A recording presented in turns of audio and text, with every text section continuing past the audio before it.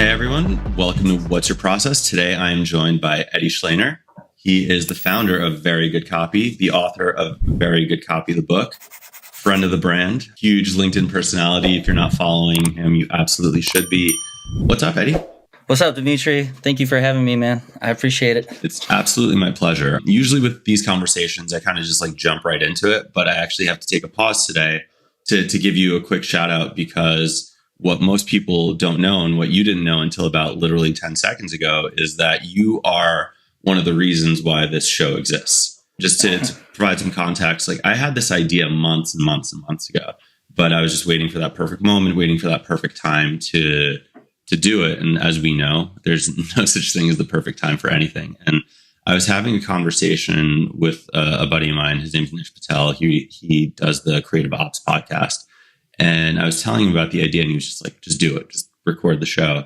And that kind of gave me this push and this motivation. And then that night I was reading your book, and I came upon this very specific essay around Leonardo da Vinci. And something that in my own life that has always driven me forward is curiosity. Within this essay, you have this line that says, we can live our lives the way Da Vinci lived his, with an open mind, bouncing between interests, between questions, curious, ever curious, constantly observing, constantly connecting. And I read that and I just put my phone down. I was like, damn it. And literally the next morning I started scheduling interviews for this. So huge shout out to you and a big thank you. I appreciate it, man. Thank you for picking up the book in the first place and reading it. And you would have gotten there anyway. A big part of the reason I wrote the book was just to give people a little push here and there, inspire them a little bit here or there. So I'm glad that it did that for you, but you would have been there anyway. So this is all on you.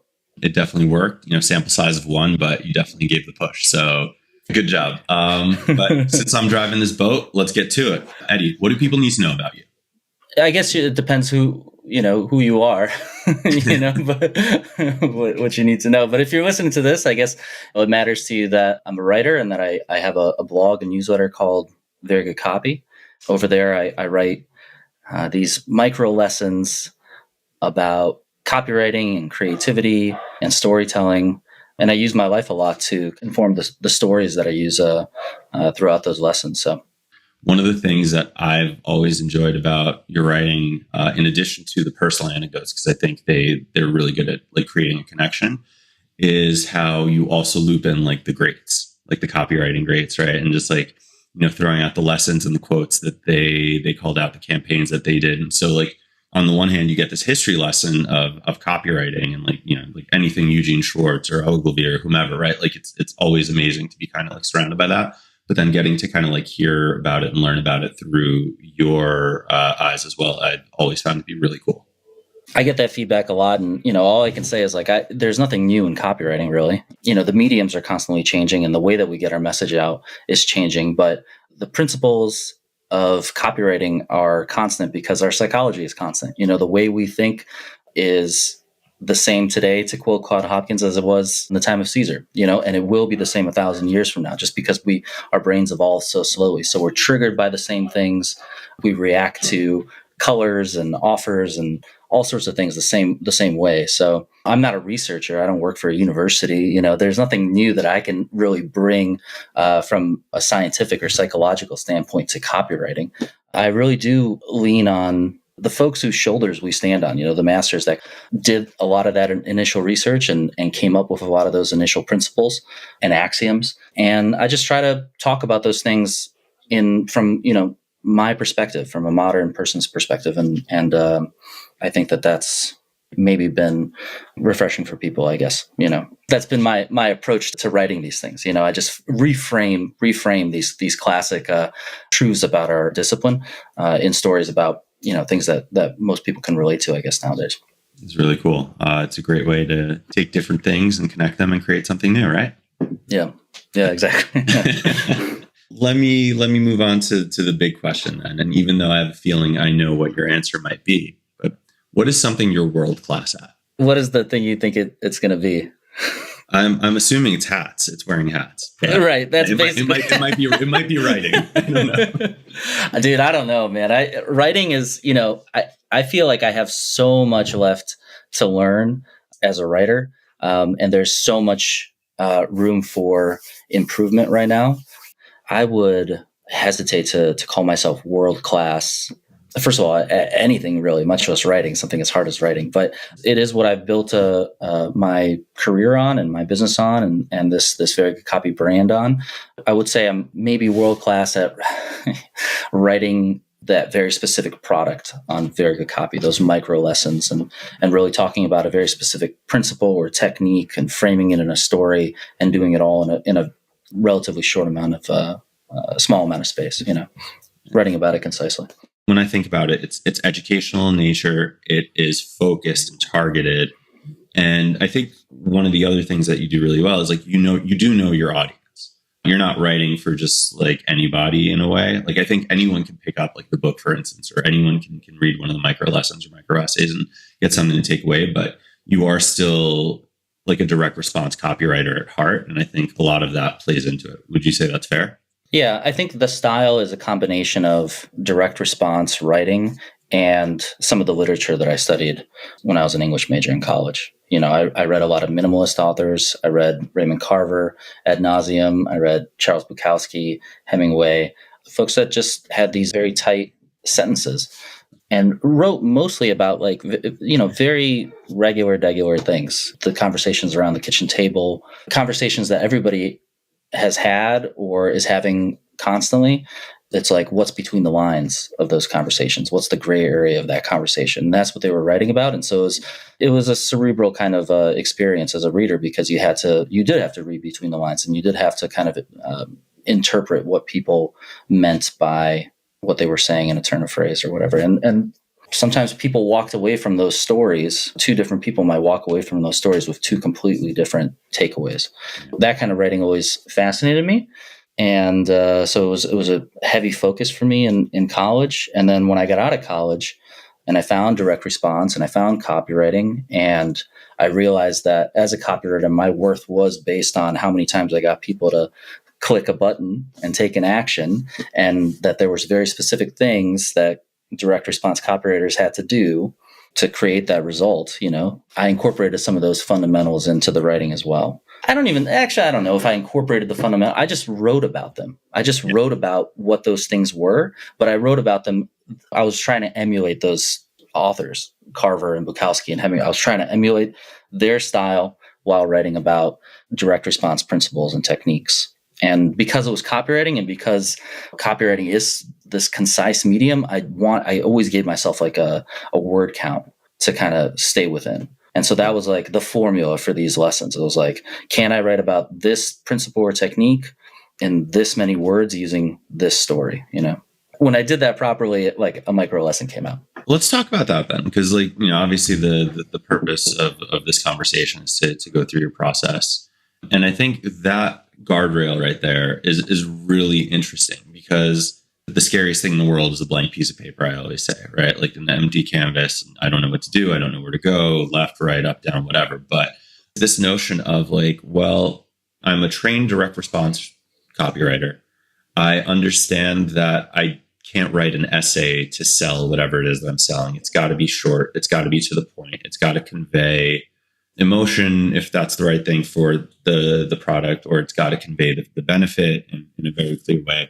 And like you took that and you said, okay, so I'm gonna start writing, but I'm gonna write within 200 words, 300 words, right? Like, because I know like they vary to a certain extent. And I actually think one of the more interesting things that you've done with like your LinkedIn content, and even like within the book, right? Like every essay, every micro lesson starts with the word count, like how many words are left. And usually, you see the progress bars and it just kind of fills up. And I feel like you're doing it in the reverse, where it's like you start at like 100% and you get down to 0, which is kind of cool, especially like in the carousels and whatnot. But like the point that I'm getting to though is like, I think you've created your own guardrail, which is really interesting. And like, I'd love to like maybe focus in on that from a process standpoint of like, how did you come up with that number or that range that you typically work in? And like, what is the process of coming up with or finding the right topic and then working out what the story is, and then, getting it to actually fit within that guardrail? When I would give myself like a hard word count, like if I just said, hey, I'm going to write about this in 333 words. That's more of an exercise, I think. That's more of like a writing exercise that I challenge myself with. Mhm. The micro in micro lessons doesn't refer to how short the piece is. Like some of those micro lessons are 1,800 or 2,000 words.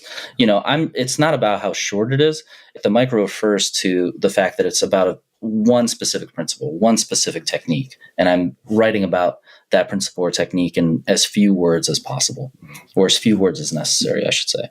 When I give myself like a hard word count beforehand, that's me saying, okay, I'm challenging myself to write about this in this many words. So it's not like every essay needs to be 333 words, I guess the second part of your question is like, how do I find the stories? Yeah, like if I'm beginning my writing career, or even if I'm an established writer and I'm trying to create a process, because I know like creative work is weird in that sometimes it just strikes, right? Like sometimes you'll be sitting there, you'll be, banging your head against the keyboard, nothing comes out. And sometimes all of a sudden it's just like, you can't stop, right? I think there's something to that and figuring out how to work through those gaps. But I think ultimately, like, I want to hear about like the side when you're writing, right? Because like when you can't stop, that also doesn't mean that everything is good. It means you're just flowing, and there's thoughts and there's ideas and there's synapses firing and connecting. And then you're still going to have to go in and edit that, right? So like when things are working, when you're ready to start writing, like what happens? Well, it's changed. It's evolved over time, and I think it's actually kind of degraded over time, like my process, because I think before I had kids, I was much more regimented. I had a very specific routine that I loved and that I thought made me very productive. I did the whole thing where I would get up, and I wouldn't be getting up at 5 a.m. or whatever. But when I got up, that first block of 3 hours of the day, that was for writing. And I did that every day. And it was like a hyper productive time for me because in that mode for so long, for months and months. And actually, it was probably like years and years because I was working a full-time job at G2. I was working on very good copy at the same time. So I had to have that kind of structure, but I also didn't have kids. Once I had kids, everything changed. Yeah. Now the process is very sporadic, and I think, or I guess when I'm working is very sporadic. And I think like now maybe I do have a little bit more. It's more of a lifestyle decision. I don't have like that full-time job at G2. I'm only focusing on very good copy, so I have more flexibility. For example, like yesterday, I was messing around all day and not really working, like wasn't really feeling inspired. And then like at 3:00, I sat down because I knew that I had to figure out this campaign for Black Friday for my course. And I was like, I have to do this. And then I started, and an hour into it, I was like, okay, I'm feeling pretty good. I'm kind of enjoying this. And I think that goes to show that like starting is the hardest part. Yeah. And like sometimes my executive function just like fails me. But I had started there and I got into it and it was really going well. And then it was like 4:30 and I was like, oh man, I gotta go get the kids. So I got the kids and then we hung out and did the whole, dinner and bedtime routine until like 7:30. And then, the football game was on, you know what I mean? So like I sat down and watched the Bengals. But while I was watching them, I was on my computer and I was just kind of working through the page.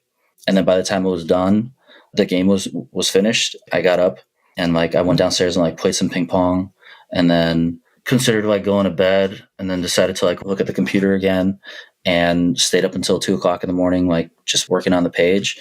And then it was done and I went to sleep and I woke up and I was like, oh, I don't really have to like do anything right now because I worked all night on this. So that was like my process for creating a campaign for Black Friday. It was all broken up and it was all random.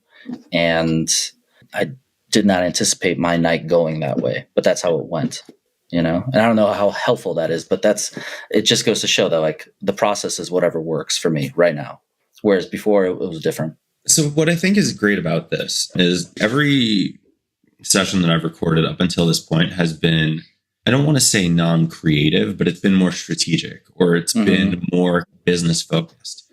And, in a way where it's just like there is a clear, step 1, step 2, step 3, step 4. And like that doesn't mean that there aren't variables within those steps or that things could change based on how, certain things go. But it's pretty clear. Like if it works, this is what it looks like. This is how I do it. Like this is the first proper creative discipline episode that I've recorded or I am recording. And I think it's a good kind of illustration into the fact that like sometimes there isn't a process. Sometimes there is like an assembly line for doing certain things in terms of like this is the order that they might happen in, or this is who the players are and when they get involved and things like that. But also sometimes it's like I'm a one-person business and this business relies on me doing that one thing that I'm good at. And like sometimes I just don't feel like doing that thing. And sometimes I can't do that thing. And sometimes I want to, and it just goes. Right. So like, I will say that like, yeah, okay, fine. Like we're not going through that 1, 2, 3, 4 thing here, but it's cool to hear you talk about the fact that like starting is the hardest part. Cause I think that's the case universally with literally like anything you do, just fucking do it. Yes. But 2, like you have to find the moments. There is a 1, 2, 3, 4 thing for me. Like the first, if I'm talking about writing the micro lessons, right? Well, the first step is acquiring knowledge about the discipline that you're writing about, I think. And that's how Very Good Copy started in the first place. Is like I was just reading a lot of copywriting books, listening to copywriting podcasts, listening to seminars, reading ads, reading sales letters, doing everything I could to learn this discipline that I now found myself working in. Whenever I would like come into an insight that was interesting or compelling to me or like help me do my job better, I would try to write about that. And just to prove to myself that I understood it, because I thought if I could write about this in a way that helped other people understand, then I really get it. So the first step for me was just like becoming as knowledgeable as I could about copywriting, about direct response, about the human condition, what persuades people. And then over time, I found myself like in my day-to-day life being reminded of these principles that I read about, these techniques that I was reading about, seeing copywriting come out in all sorts of ways, whether that was like a conversation that I was having with my friend, something that I was observing at the store, a show that I was watching, a book that I was reading. And then I would just use those stories to frame the lessons, That's the second step, I guess, is can we find a story that is entertaining to people? Because that's really what I'm trying to do, is I'm trying to entertain people. And I think that's why people read Very Good Copy over something else, right? Because if they're entertained by it and they're learning at the same time, it's a win-win. And so I'm just looking for those stories that I think are going to be relatable to people. I think are going to be entertaining to people. I'm using myself as a barometer. I'm like, well, was this compelling to me? Did I feel emotional in this moment? Was this interesting to me? Because odds are if I felt emotional, if I felt captivated, if I felt compelled, other people will too. So I'm using myself and my like lived experience as a barometer. And so that's the second step. And then the third step is trying to put all that stuff together in as few words as necessary, really, and trying to make it as concise as possible. And out of that, cool things are born as well. Out of minimalist writing, cool things are born because you leave so many holes that the reader is forced to fill them in for themselves. If you describe everything that's sitting on your desk right now, there isn't really a lot of opportunity for the reader to use their imagination. But if you just say you're sitting at a desk and you say that you point out 1 or 2 things, then it leaves a lot of room for the reader to fill in those gaps. And so I think that's the cool byproducts of this minimalist style, is that you're not saying everything, but you don't have to, and people don't want you to. The reader has an incredible imagination. Let them use it. Let me ask you about that, because that's something that I think a lot of people, especially like within the marketing space, get kind of caught up on in terms of, our personas or our ICPs, like, they have this education and they work at these types of companies and they, all of those things, right? Like, are you writing for yourself? Are you writing for someone like specific? You're talking about imagination, right? Like everyone has a different imagination, which I actually think is like the beauty of what you're talking about as well, where the version of the desk in my head, like you said earlier, right? Like the version of the desk in my head and the version of the desk in your head are going to be completely different. One might be messy, one might be clean, one might have a bunch of coffee cups, one might have a stupid blue mic that I have in front of me right now, whatever it might be. But like The product is great. They're not sponsored, but if they want to be, they could be. But like, when you're writing and when you're thinking about this, when you're thinking about like filling in the blanks, who's it for? I think that's the cool thing, is that it should be for anybody that's interested in copywriting or creativity. And the less you say, the more opportunity they have to take their own experiences and take the desk from their own life, or take like the desk that was in, their parents' office when they were growing up or something, and put it into the story. At a high level, the work is, a very good copy is for anybody that wants to learn about copywriting, anybody that wants to learn about how to be more creative or how to think more creatively. I want people to see themselves in the storytelling. I want people to put the things from their life, the experiences from their life into the story. I want to make it easy for them to do that, consciously or otherwise. I like that. I think, because again, like going back to like B2B world, and like we're writing to this specific person. Hopefully what you're writing is resonating to them, and like hopefully you've done the right research, and hopefully you know what story will compel them. But like ultimately you might miss the mark, and all of a sudden your product doesn't move. Like no one's clicking the button. There's no leads, there's no meetings, there's no demos. Right. Like, right, we've all lived that life. But like, well, I think a lot of it is like people underestimate how similar we all are.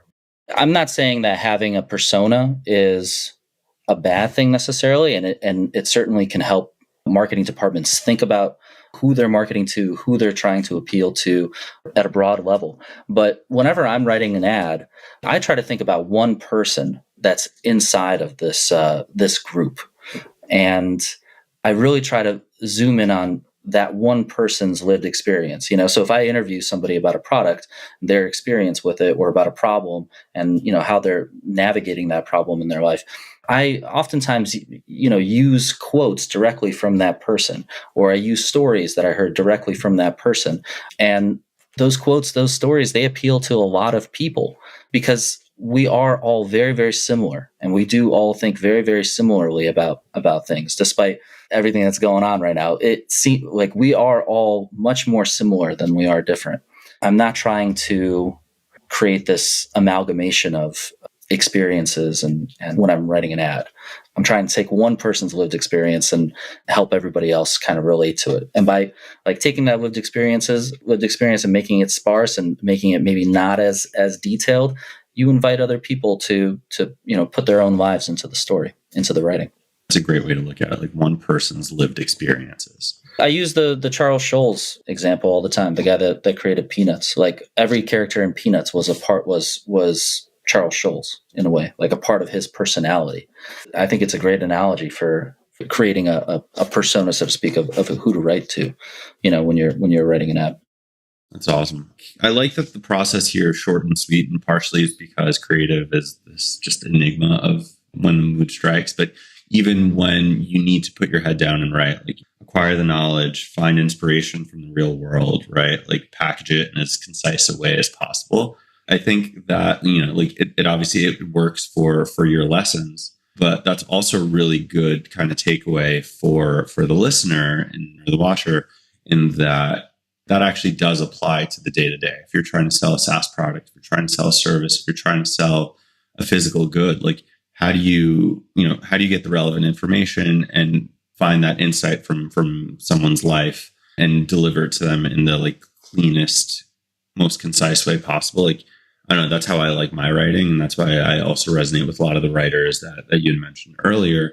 Because like, it's just, you don't need all the flowery language. You don't need all of the grandiosity. Sometimes it helps, sure, in terms of painting a picture. But like when you're watching a 6-second YouTube clip and you need a script, or when you're seeing a quick like display ad, you don't have the opportunity for that. So like this way of thinking in like this concise minimalist fashion, I think is really cool. And I hope that people are able to take the way you work and the way you think about writing and apply it to their day-to-day, because again, like I'm not trying to blow smoke or anything like that. I do think you're at the top of the game. I do think, you're one of the best B2B copywriters there is.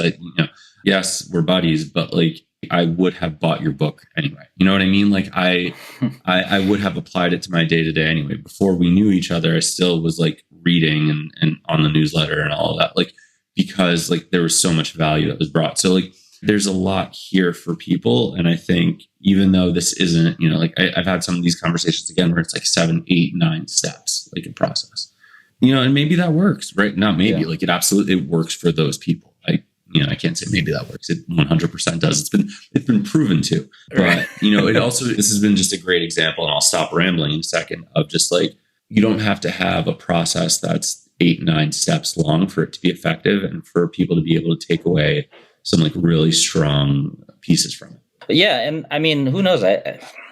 Maybe that they were just getting really specific. Maybe I'm not getting that specific. Maybe there's like a few steps inside of that first step of acquiring knowledge, and then a few steps inside of finding that story, a few steps inside of definitely more than a few steps inside of like putting it all together. For me, the editing process is much longer and much more intense than the writing process. It's also more fun, but it's definitely that's definitely where the work is done.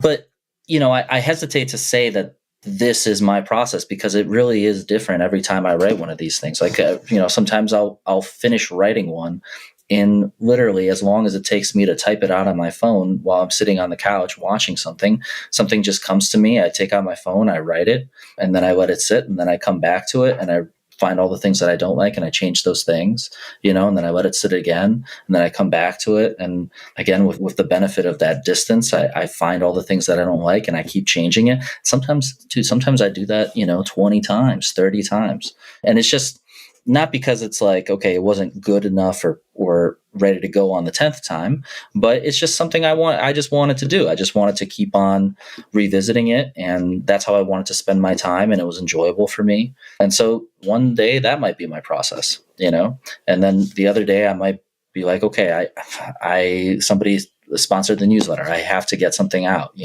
and so I'll truncate that, and I'll write it in 3 hours, and then I'll spend the next 5 or 6 or 7 hours editing it, and it's all done in one day, and then I ship it out.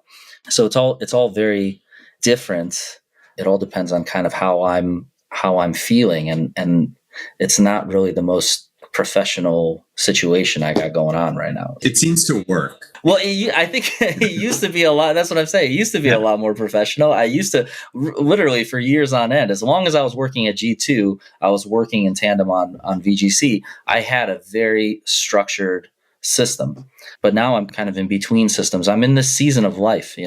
My kids are 3 and 1, and it's just like this season of life. And I know what I'm talking about because you've got a bunch of kids. Writing is not my priority anymore, and so I'm constantly working around that. And I'm super happy about it because before I had kids, and my wife, Kelsey, when she told me she was pregnant, I was very happy, obviously, but it was also very scary. I was like, well, what kind of dad am I going to be? I'm obsessed with work. I'm obsessed with building this thing. I really had no idea how my lifestyle up until that point was going to manifest itself now that I had kids, and like what effect that was going to have on the work, and more importantly on them. It was all very strange. But after they came, it was very easy to shift things around. You know what I mean? And who knows, like maybe, in a while I'll be back to that guy that has a 3-hour block of time in the morning to write, and then I'll get up and I'll eat my breakfast at the same time every day, and then I'll go back and I'll edit. And by the end of the day, I'll have a finished micro lesson, boom, and I'll do that 5 days a week, and I'll be super productive. That's just not the way it is right now. It's another good reminder that just like the process changes, the process evolves, even though I know you're saying it's less structured, you still have a process. It's just different from that, like standardized, like I only have so many hours in the day because I'm doing 2 things at once, and I'm expected to be online for 8 hours a day for my full-time job. Like, it's still there. It's just adapting to your lifestyle. And I think like the thing that I always talk to like my clients about, the people that I talk through process with, is the second you have a process, it's outdated. Like, like you formalized it, you put it on paper, it's out of date immediately because you have kids, you get a new job, you have other responsibilities, things happen. So you're constantly evolving and iterating and changing and learning from what worked in the past to what changes need to be made for today. So I think like, again, this is just a good example of the fact that you can't always put it down on paper in a very standardized kind of way. The only thing we can clearly definitively say is apparently parenting is easy. So good for you on that one. But when it'll be interesting because I know your kids are in daycare, or at least I'm assuming based on like what we were talking about earlier and pickup times and whatnot. But once school starts, because that's been like a really interesting thing now where like my middle child, she just started kindergarten a few weeks ago. And so now 2 out of 3 are in school and 1 is still in daycare. And like the mindset shift is there in terms of like, all right, well, I want to be a present dad. So, before 9 a.m., I am like fully in the zone with the kids and helping them get ready for school now and packing lunches and doing all those things.